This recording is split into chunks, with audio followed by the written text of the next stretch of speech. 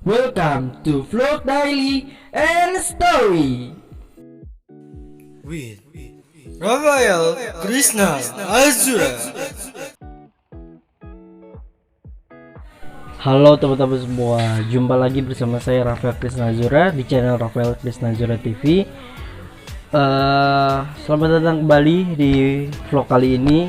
Kali ini saya akan menunjukkan di sela-sela kesibukan saya ya. Ini kita bikin vlog ya. Ini saya nanti ada kelas lagi nanti pukul 3 siang nanti. Nah, berhubung ini masih pukul 1, saya masih punya banyak waktu untuk bisa berbagi keseharian saya kepada teman-teman semua. Nah, seperti yang saya bilang kemarin bahwa di vlog kemarin yang pas saya operasi, bahwasannya saya itu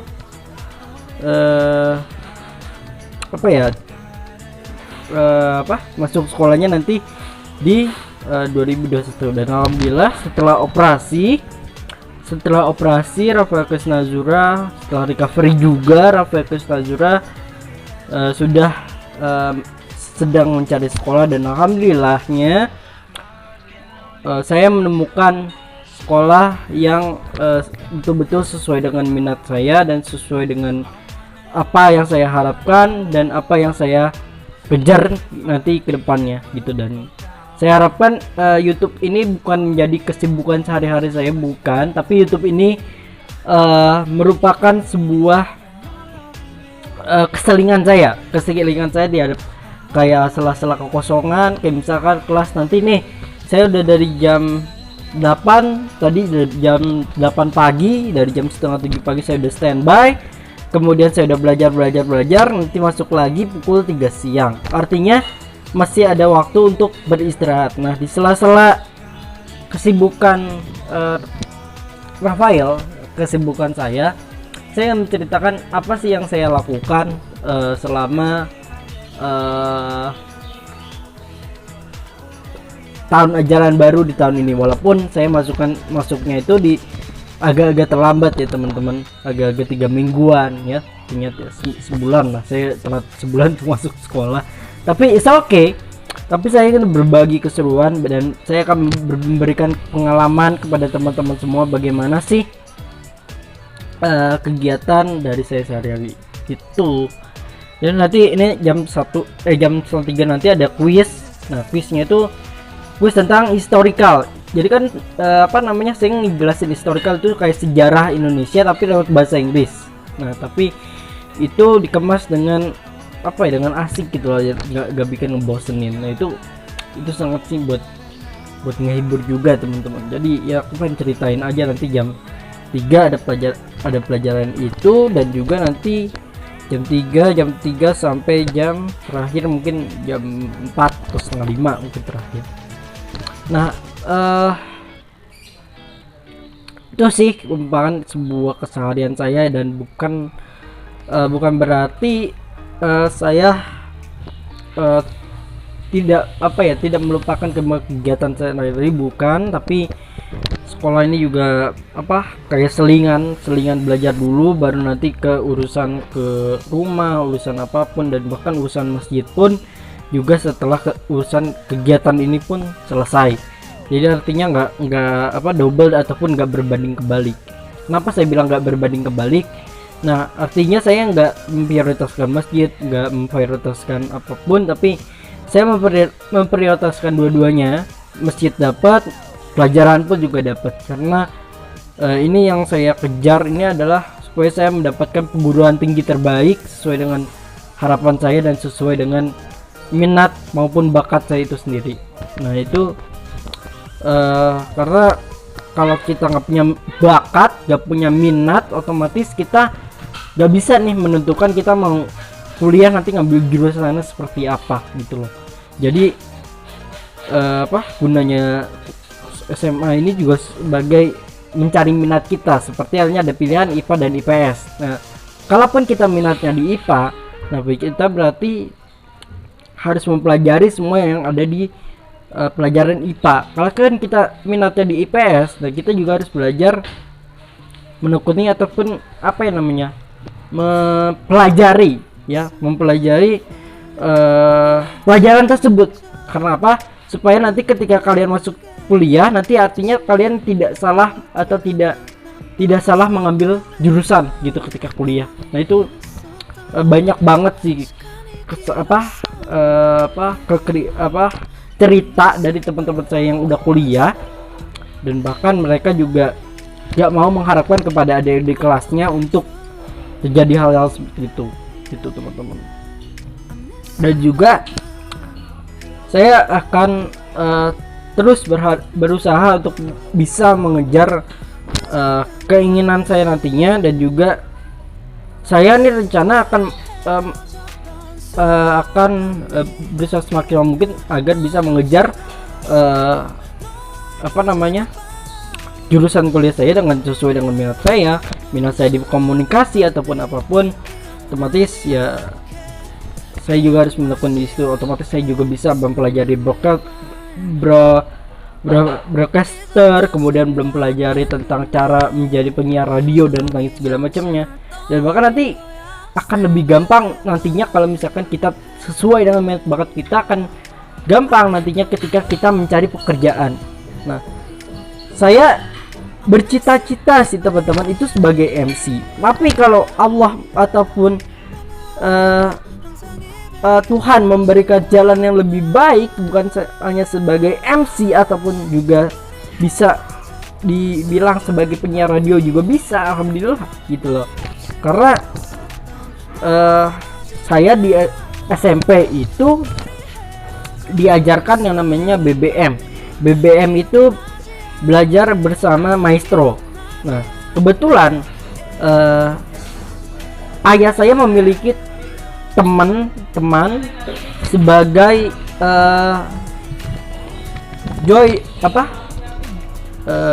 sebagai DJ itulah istilahnya. Dan akhirnya saya belajar bagaimana cara mengkomposing sebuah musik, dan itu nanti akan juga berguna ketika kita memutarkan sebuah lagu di stasiun radio. Jadi saya juga diajarkan bagaimana caranya kita mengisi kekosongan setelah kita memberikan informasi kepada pemirsa lewat radio, juga bagaimana kita itu nggak boleh kosong ketika kita selesai ngomong. Artinya kalau misalkan kita sudah selesai ngomong, artinya kita juga harus sesuai dengan sesuai dengan teksnya. Misalkan abis kamu ngomong iklan dari sekolah, misalkan ada dari sekolah mana ataupun universitas mana yang masuk ke radio untuk diiklankan, ataupun iklan dari radio itu sendiri yang mempromosikan program ataupun acara. Nah, biasanya itu kemudian nanti baru deh ke musik. Dan dari musik itu juga teman-teman, saya juga diajarkan gak boleh musik itu terlalu abis. Kenapa? Orang pasti akan boring ya. Otomatis kalau orang boring akan radionya itu dimatiin gitu loh, kalau nggak asik gitu loh. Jadi atau lebih parahnya lagi, kalau kitanya nggak asik, kita yang nggak bisa mengemas radio itu dengan baik, otomatis orang bakalan pindah yang tadinya ke radio jadi ke platform digital gitu loh. Jadi otomatis kita harus bisa mengemas sebagai sebuah orang yang berbidang komunikasi, agar bagaimana sih caranya audiens ini bisa terbawa dengan alur daripada cerita kita ataupun alur daripada informasi ya gitu teman-teman. Jadi kalau di radio itu pasti paling banyak itu informasi tentang traffic ya. Traffic, misalkan kita diberitahu kita lagi di jalan MH Tamrin, misalkan MH Tamrin Jakarta, itu bisa dikabarkan situasinya, apakah macet, apakah ada tersendat ataupun ada kecelakaan. Itu biasanya disampaikan biasanya lewat radio. Dan akhirnya nanti teman-teman ketika melewati jalan MH Tamrin ya teman-teman tahu, dan teman-teman bisa mencari alternatif untuk bisa melewati jalan tersebut gitu teman-teman. Jadi gunanya sebagai penyiar radio adalah mereka adalah media untuk menyampaikan sebuah informasi, walaupun hanya lewat suara ya, hanya lewat suara. Dan otomatis pesan itu kalau kita bisa mengemasnya dengan baik, itu pasti akan mudah diterima oleh para pendengar. Itu teman-teman. Itu sih teman-teman yang saya harapkan. Dan juga kesibukan saya ini juga, saya sekarang lagi menyusun program daripada tim saya, tim Pecimas. Dan juga saya ini juga hobinya itu karena dulu sebelum operasi itu sampai saat ini teman kan karena terhenti gara-gara obat, itu hobi saya adalah seorang loving of coffee. Jadi saya pencinta kopi, baik itu kopi dari Nusantara, baik pun itu kopi dari luar seperti halnya americano apapun biasanya saya bisa mendeskripsikan lebih kurang seperti itu. Bahkan saya juga magang bersama wirausahawan itu juga di Jogja. Saya juga mengamati kenapa sih kopi di daerah sana itu murah dan bagaimana sih jajanan di sana itu murah. Itu juga saya amati dengan cara saya menjadi waiters di sana. Saya menjadi pelayan di sana di salah satu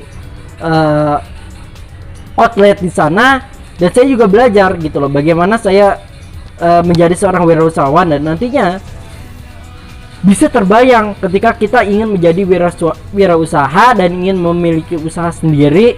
Nah, kita harus belajar juga menjadi seorang yang belajar kuliner tapi lewat maestro yang pekerjaannya adalah wirausahawan gitu loh.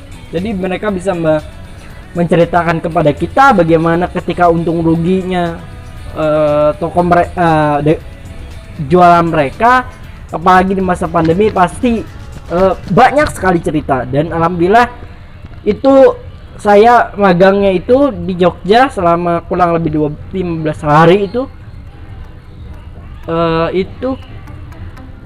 bukan di masa pandemi teman-teman, bukan di masa pandemi. Jadi saya bisa menceritakannya secara intens dan juga secara kasat mata gitu biar teman-teman bisa terbayang gitu. Terus juga waktu itu juga saya pernah waktu kelas 6 pernah belajar magang kreatif di Yogyakarta, tepatnya di Gunung Kidul. Nah, saya menghuni di salah satu kampung yang yang isinya itu kerajinan semua teman-teman. Baik itu dari kesenian batik membatik lewat itu kain kain batik ya, kita diajarkan bagaimana cara kita untuk membuat batik. Kemudian bagaimana kita mengaplikasikan batik ke topeng ya teman-teman, topeng atau yang bisa digunakan ketika kayak reog gitulah teman-teman. Bagaimana kita diajarkan seperti itu gitu teman-teman. Dan kita juga diajarkan bahwa ketika kita membuat seperti itu nggak instan teman-teman, pasti banyak sekali prosesnya.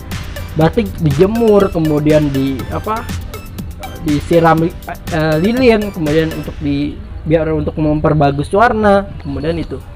Dan alhamdulillah saya selama di Jogja kurang lebih 5 hari mendapatkan banyak sekali pengalaman bagaimana cara untuk menjadi bidang untuk bekerja di bidang seni ataupun di bidang kreativitas gitu loh. Jadi yang dimaksud kreativitas itu kayak kerajinan ataupun apapun, anything yang berbau hal-hal yang perintilan kecil gitu teman-teman. Dan saya yakin buat teman-teman yang ingin belajar berwirausahawan pasti pernah magang sebelumnya, pernah magang pada saat kuliah ataupun SD-nya pernah magang di tempat-tempat seperti itu, agar mereka juga terbayang dan mereka juga besarnya bisa membesarkan outlet mereka sampai ke beberapa cabang di ibu kota dan negara Indonesia gitu, lebih banyak di Nusantara gitu. Overall selama saya membuat sebuah cerita, bukan konten sih teman-teman, saya nggak pernah buat konten tentang ini.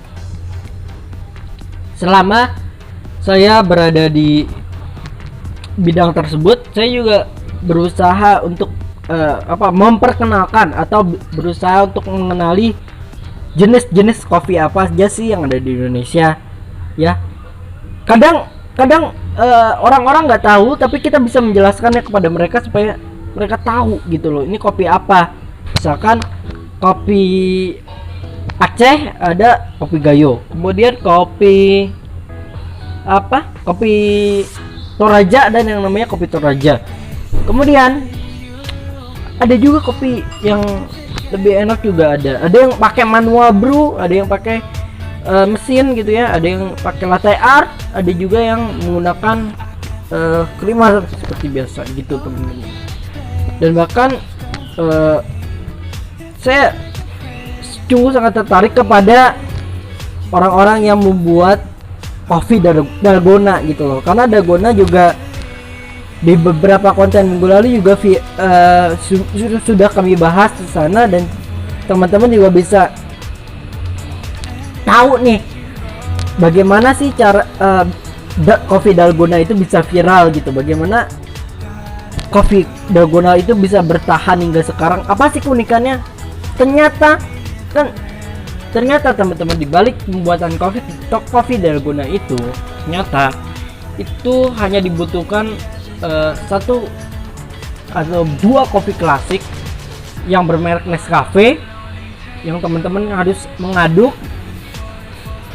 Tapi ingat, kalau teman-teman suka menggunakan gula, kalau teman-teman suka gula, lebih baik ditambahkan gula. Bagi teman-teman yang pengen pure dengan rasa kopi, silakan teman-teman tidak usah menambahkan gula ya, karena ada beberapa kopi di Indonesia itu yang kalau ditambahkan kalau ditambahkan gula itu malah semakin asam gitu teman-teman. Itu antara Arabica ataupun Robusta. Saya hanya akan memberikan kunci itu aja. Jadi teman-teman sisanya silahkan nyari di Google.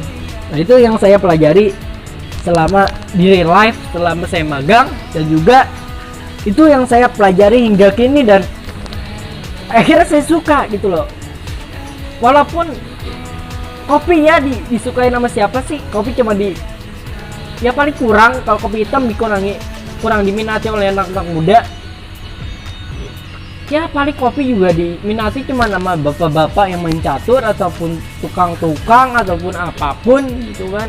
Tapi ternyata teman-teman, jika kita menyukai kopi, baik itu dalam bentuk pahit ataupun susu ataupun tidak, hitam ataupun menggunakan creamer, itu juga beda teman-teman. Rasanya juga jauh lebih berbeda dibandingkan dengan pure kopi yang tidak menggunakan gula. Nah, itu sih yang saya belajar. Nah, kembali lagi ke pelajaran. Nah, itu yang saya ceritakan, yang saya deskripsikan, bagaimana saya dari mulai saya belajar itu semuanya belajar teman-teman. Yang namanya magang kuliner dulu, tapi kan saya juga tidak tertarik di bidang kuliner. Saya cuma tertarik mencoba sebuah kopi ya. Saya cuma mencoba kopi ya, otomatis gara-gara magang itu teman-teman, saya menjadi jatuh cinta terhadap kopi gitu teman-teman. Jadi jatuh cinta, jadi kopi itu menjadi salah satu sahabat saya yang anything dimanapun saya berada itu menjadi teman ya. Dan juga kegiatan saya sehari-hari hanya di depan laptop, melihat revisi dari guru, kemudian juga belajar lagi. Dan inilah yang saya salingkan selama masa pandemi dan juga masa belajar online di rumah. Ya begini aja teman-teman, nantinya juga setelah 3 juga kita juga belajar lagi gitu teman-teman. Ya ini sebagai Evan aja, sebagai sebagai sharing aja buat teman-teman yang pengen tahu bagaimana sih keseharian saya. Tapi ini malah ngeratur, tapi itu menyambung teman-teman. Ini menyambung. Itu kalau kita nggak magang, kita juga nggak tahu pengalaman. Dan bahkan kalau kita nggak melewati masa-masa kuliah ataupun SMA juga, kita tidak pernah memiliki pengalaman. Nah, ketika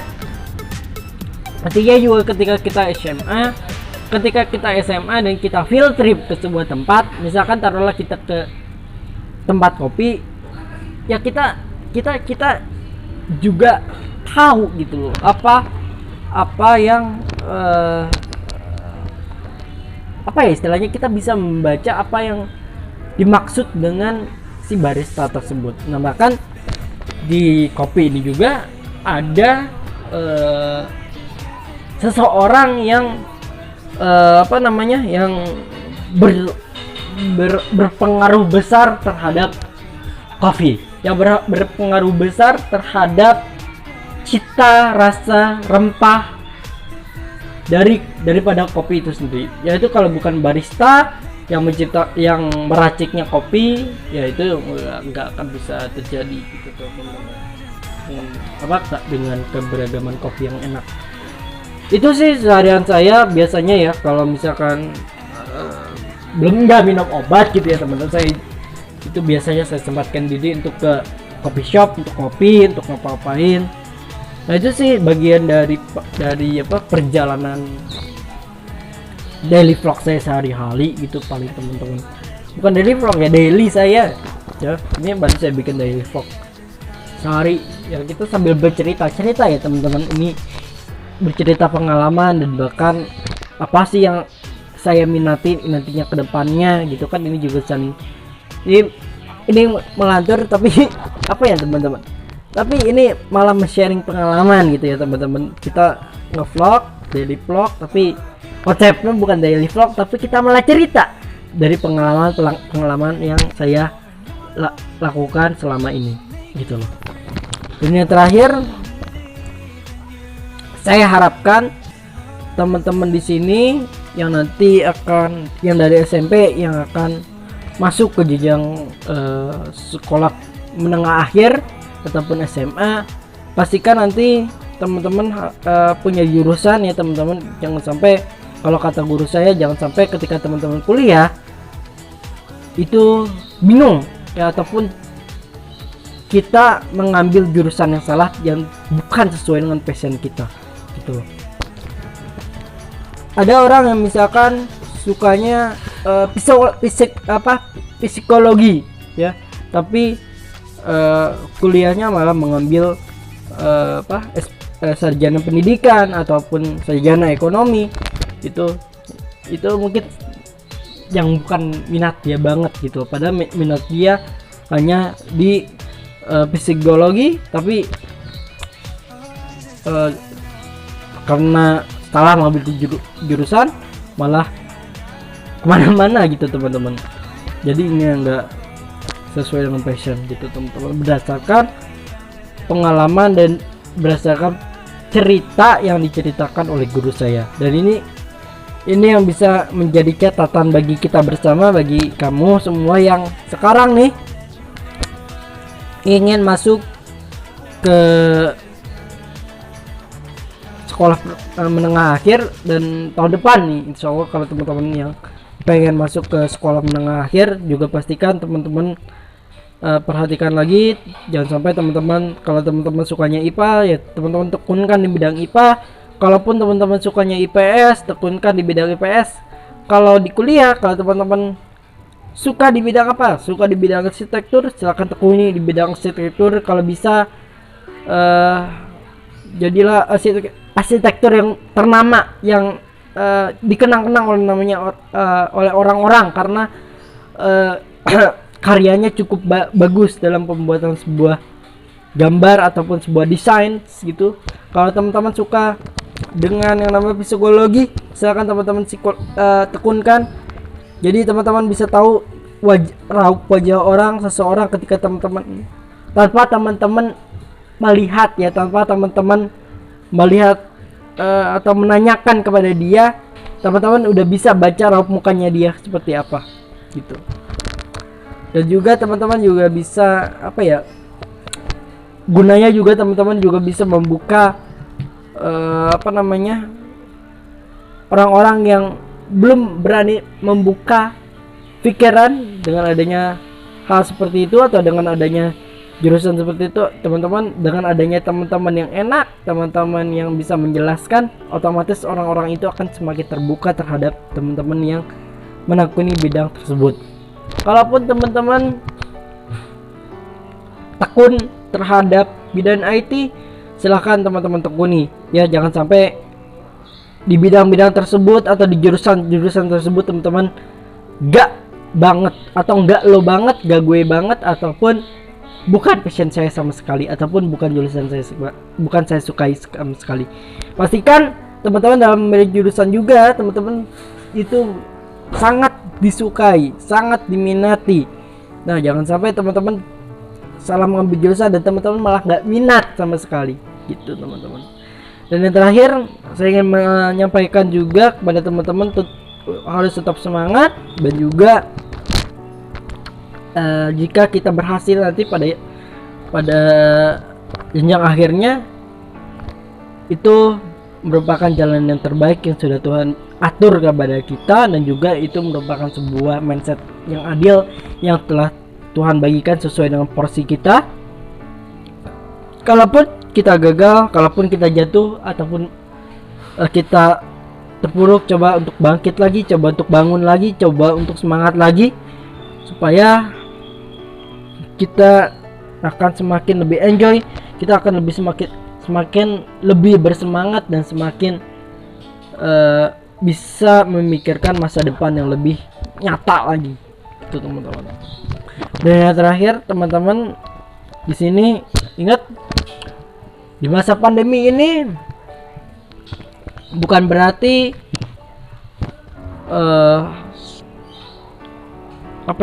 bukan berarti kita itu hanya menjadikan rumah sebagai sekolah, tapi jadikanlah rumah ini sebagai